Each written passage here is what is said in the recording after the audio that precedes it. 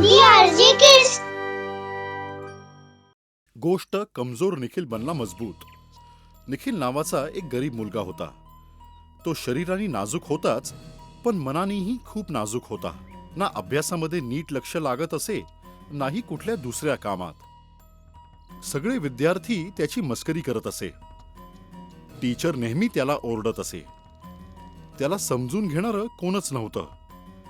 फक्त त्याची आई होती, जी त्याला प्रेमाने समजवायची. निखिल, काय झालं बाळा? आज शाळेत टीचर तुला परत ओरडली का? किंवा कोणत्या मित्रांनी तुझी चेष्टा केली? नाही आई, हे तर रोजच झालंय. मी स्कूलमध्ये नाही जाणार. सगळेजण माझी चेष्टा करतात. टीचर पण नेहमी ओरडते आणि माझ्याकडून अभ्यास पण नाही होत. माझ्याकडून नेहमी चुका होतात. मला नाही शिकायचंय. असं नको बोलूस बाळा. तू प्रयत्न करतो आहेस ना एक दिवस गणेशजी तुझी नक्की मदत करतील. तू फक्त प्रयत्न करणं सोडू नकोस. तू स्वतःवर आणि गणेशजींवर विश्वास ठेव. ते नक्की तुझी मदत करतील. निखिल हळूहळू मनाने नाजूक होत चालला होता. पण त्याने बाळ गणेशची भक्ती करायची सोडली नाही. निखिल नेहमी आपल्या आईचं बोलणं ऐकायचा आणि म्हणूनच तो बाळ गणेशाची भक्ती करू लागला. हे बाल गणेश, मी नेहमीच तुझी पूजा करतो, तुझी भक्ती करतो. माझी आई नेहमी म्हणते एक ना एक दिवस बाल गणेश तुझी नक्की मदत करतील. पण मी एवढा नाजूक का आहे? मी कोणतंही काम करायला जातो तर मला भीती वाटते. माझं अभ्यासातही लक्ष नाही लागत. माझी टीचर मला नेहमी ओरडते. सगळे विद्यार्थी माझ्यावर हसतात. मी असं काय केलं आहे? हे देवा, कमीत कमी तू तरी माझी मदत कर. गणेश, मी मनापासून तुझी प्रार्थना करतोय. माझी मदत कर. मी कधीच तुझ्या भक्तीमध्ये कधीच कमी नाही पडू देणार. तू तर बुद्धीचा देव आहेस ना, मग माझ्यावर सुद्धा बुद्धीचा वर्षाव कर. निखिल गणेश देवाची प्रार्थना करून स्कूलला जायला निघतो. रस्त्यात चालता चालता त्याला एक म्हातारी बाई दिसते, जिला रास्ता पार करायचा असतो. निखिल त्या म्हाताऱ्या बाईकडे जातो आणि म्हणतो, आजी, तुम्हाला रस्ता पार करायचा आहे? या, मी तुमची मदत करतो. तुम्हाला रस्त्याच्या पलीकडे घेऊन जातो. निखिल त्या म्हातारीचा हात पकडून रस्त्याच्या पलीकडे नेतो. ती म्हातारी त्याच्या डोक्यावर हात ठेवते आणि म्हणते, बाळा, देव तुझं भलं करो. ती हसते आणि आपल्या रस्त्याने निघून जाते. हे ऐकून निखिलच्या मनाला खूप आनंद मिळतो. तो पुढे चालायला लागतो. चालत असताना जवळच त्याला एक पक्षी पतंगीच्या मांज्यात अडकलेला दिसतो. तो झाडाला उलटा लटकलेला असतो. अरे, हे काय? हा पक्षी तर इथे अडकला आहे. कदाचित ह्याचा पाय अडकला असेल. ह्याला लवकरात लवकर इथून सोडवलं पाहिजे, नाहीतर ह्याचा पाय कापला जाईल. निखिल धावत धावत त्या झाडाजवळ जातो. त्या पक्ष्याच्या पायात अडकलेला धागा काढतो. आपल्या बॅगमधून एक कागदाचा तुकडा काढतो आणि त्या पक्षीच्या पायाला चिटकवतो आणि त्याला म्हणतो, मित्रा, मी कोणी डॉक्टर नाहीये, पण माझ्याकडून जे जमलं ते मी केलं. कदाचित तुझा पाय ठीक होईल. या जखमेला हवा लागू नये म्हणूनच मी हा कागद चिटकवला आहे. आता तू तुझी काळजी घे. ह्यापुढे अशा जाळ्यात कधी अडकू नकोस. निखिल त्या पक्ष्याला हवेत उडवतो. थोड्या वेळाने तो पक्षी पुन्हा उडत उडत निखिलकडे येतो आणि आपली चोचीत मोराचे एक पंख घेऊन येतो आणि निखिलला देतो. ते बघून निखिल खूपच आनंद होतो. तो पक्षी परत उडून जातो. स्कूलच्या जवळ येताच निखिलला एक गरीब मुलगा भेटतो. काय झालं मित्रा? तू असं रडतो कायस? तुला काही त्रास आहे का? नाही, अजिबात नाही मित्रा. मला सगळ्यांशी मैत्री करायची आहे, पण मी गरीब आहे, कमजोर आहे, म्हणून माझ्याबरोबर कोणीच मैत्री करत नाही. माझं या जगात कोणी नाहीये. काही हरकत नाही. मी तुझ्याबरोबर मैत्री करीन. माझी अवस्था पण तुझ्यासारखीच आहे. माझा पण कोणी मित्र नाही आहे. माझ्याबरोबर सुद्धा कोणी मैत्री नाही करत. मी नाजूक आहे ना, म्हणून. कोण म्हणतं की तू कमजोर आहेस? तू तर खूप चांगला मुलगा आहेस. थोड्या वेळापूर्वी तू एका म्हातारीची मदत केलीस. त्यानंतर एका पक्ष्याला जाळ्यातून सोडवलंस. हे सगळं करण्यासाठी तुझ्या मनाने तुला सांगितलं ना. तू खूप चांगला मुलगा आहेस. पण हे सगळं तुला कसं माहित? तू कोण आहेस? तू विसरलास निखिल? कालच तू मला बोलवलं होतंस ना. आणि हे बघ, मी आलो तुझा मित्र बनून. मला काही समजलं नाही. मी तुला नाही ओळखलं. जर तू कोणाला सांगणार नसशील तर तुला एक सत्य सांगतो. मी बाळ गणेश आहे. मी बालकाचे रूप धारण करून तुला भेटायला आलो आहे. बाळ गणेश आपल्या खऱ्या रूपात येतात आणि निखिल हे पाहून खूपच खुश होतो. बाळ गणेश पुन्हा त्या गरीब मुलाच्या रूपात येतात.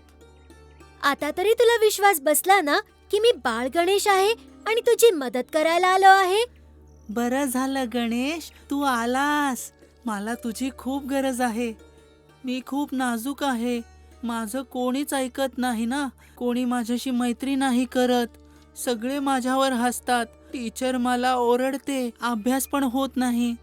म्हणूनच तर मी इथे आलो आहे, तुझा आत्मविश्वास वाढवण्यासाठी. म्हणजे तू ही सगळी कामं करू शकशील. पण हे कसं शक्य आहे?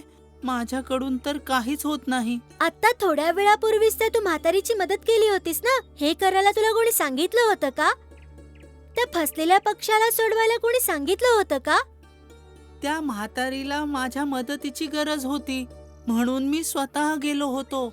आणि तो पक्षी पतंगीच्या मांजात अडकला होता, जे मला अजिबात नाही आवडलं. आणि म्हणूनच मी त्याची मदत करायला गेलो. अगदी बरोबर बोललास. जे तुझं मन सांगतं ते काम तू पूर्ण आत्मविश्वासाने कर. तू कधीच कमकुवत नव्हतास. स्वतःला कमजोर समजणं सोड आता. आजपासून मी तुझ्या सोबत आहे आणि मी तुझी मदत करेन. पण लक्षात ठेव, कोणालाही कळता कामा नये की मी बाळ गणेश आहे. नाही नाही गणेशा, मी कोणालाच हे सांगणार नाही. तू फक्त माझ्या बरोबर राहा. आजपासून आपण मित्र बनून राहू. धन्यवाद, तू माझ्या मदतीला धावून आलास. मी तुझी मदत करायला आलो आहे, पण जे काही करायचं आहे ते तुलाच करावं लागेल. मी फक्त तुला मार्ग दाखवेन, कारण तुझा आत्मविश्वास, तुझे कर्म हे तुलाच करावे लागतील. निखिल स्कूलमध्ये जातो आणि त्याच्या क्लासमध्ये जातो. आणि क्लासच्या बाहेर बाळ गणेश त्या गरीब मुलाच्या रूपात बाहेरच उभे राहतात. टीचर एक प्रश्न विचारते. कोणीच हात वरती करत नाही. कोणालाच त्याचं उत्तर माहीत नसतं. पण अचानक निखिल हात वरती करतो. क्लासमधली सगळी मुलं निखिलवर हसू लागतात. टीचर सगळ्यांना ओरडते आणि बोलते, निखिल, तुला खरंच एवढ्या कठीण प्रश्नाचं उत्तर माहित आहे का? जर तुला माहित नसेल तर मी तुला शिक्षा देईन. निखिल क्लासच्या खिडकीच्या बाहेर बाळ गणेशकडे बघतो. गणेश त्याला तिथून उत्तर सांगतो. टीचर, मला या प्रश्नाचं उत्तर माहितीये. निखिल टीचरने विचारलेल्या कठीण प्रश्नाचं उत्तर बरोबर देतो. टीचर अचंबित होते. सगळी मुलं उभे राहून टाळ्या वाजवतात, कारण पहिल्यांदाच निखिलने स्कूलमध्ये विचारलेल्या प्रश्नाचं उत्तर दिलं होतं. अरे, तू तर बरोबर उत्तर दिलंस. खूप चांगली गोष्ट आहे. असाच अभ्यास करत जा आणि अशीच उत्तरं देत जा. तू बघच, एक ना एक दिवस तू नक्की यशस्वी होशील. अशा प्रकारे बाळ गणेशच्या मदतीने दिवसानुदिवस निखिलमध्ये बदलाव दिसू लागतो. त्याची स्पोर्ट्समध्ये, अभ्यासामध्ये चांगलीच प्रगती दिसू लागते. निखिलचा आत्मविश्वास वाढू लागतो आणि एक दिवस एका मोठ्या स्पर्धेत त्याला सिलेक्ट केलं जातं. निखिल, आता तू आधीसारखा नाजूक नाही राहिलास. तुला ही प्रतियोगिता जिंकून आपल्या शाळेचं नाव मोठं करायचंय. कारण आपल्या शाळेमध्ये तू एकटाच आहेस ज्याला हा खेळ चांगल्या प्रकारे माहित आहे. टीचर, मी आणि माझी टीम तुम्हाला वचन देतो की आम्ही माघार घेणार नाही. आम्ही आमच्या स्कूलचं नाव मोठं करू. स्कूल सुटल्यानंतर निखिल आणि गणेश एकत्र घरी जायला निघतात. तेव्हा निखिल गणेशला म्हणतो, बाळ गणेश, आज तुझ्यामुळे मी इथपर्यंत पोहोचलो. आता मला हे कॉम्पिटिशन कोणत्याही परिस्थितीत पार पाडायचं आहे. आपल्या स्कूलचं नाव मोठं करायचं आहे. तू माझ्या बरोबर आहेस ना? नक्कीच मी तुझ्या सोबत आहे, पण ह्या वेळी या खेळात मी तुझी सोबत नाही देणार. कारण जे काही करायचं आहे ते तुलाच करावं लागणार आहे. मी तुला हे आधीच सांगितलं होतं. पण देवा गणेशा, बुद्धिमत्ता परीक्षा पूर्णपणे पास करून आपण आज फायनल मध्ये पोहोचलो आहोत आणि इथपर्यंत पोहोचल्यावर तू माझी साथ सोडून चाललास. तो मनाने आणि पूर्ण ताकदीने आपल्या टीम बरोबर बुद्धिमत्ता परीक्षेत सगळ्यांना मागे सोडून ती स्पर्धा जिंकतो. आजूबाजूच्या सगळ्या गावात, सर्व जिल्ह्यात निखिलच्या नावाची चर्चा होऊ लागते. सगळे लोक निखिलला शुभेच्छा द्यायला येतात. टीचर प्रेमाने त्याला आशीर्वाद देते. जे मित्र त्याबरोबर कधी बोलत नसतात तेच मित्र त्याला खांद्यावर घेऊन नाचू लागतात. निखिलने स्कूलचं नाव मोठं करून दाखवलं होतं.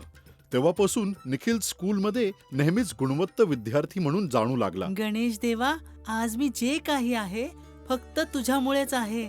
मला सोडून कधीच जाऊ नकोस. नाही मित्रा, मला जावंच लागेल, पण मी कायम तुझ्या सोबत आहे.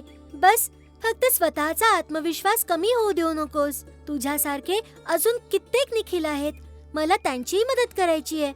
त्यांच्या मनातून भीती काढायची आहे आणि म्हणूनच मला आता जावं लागेल. पण मित्रा, लक्षात ठेव, आयुष्यात कधी स्वतःला कमी समजू नकोस. हो गणेश देवा, मी तुला वचन देतो. आता मी स्वतःला कधीच कमजोर समजणार नाही आणि दुसऱ्यांना पण नाही. प्रत्येक कमजोराची मदत करेन. निखिल गणेशला हसता हसता विदा करतो आणि त्या दिवसानंतर त्याच्या आयुष्यात बदलाव येऊ लागतो. निखिल सर्वात हुशार मुलगा म्हणून जाणू लागतो आणि अशा प्रकारे कमजोर निखिल मजबूत बनतो. देवाच्या श्रद्धेबरोबरच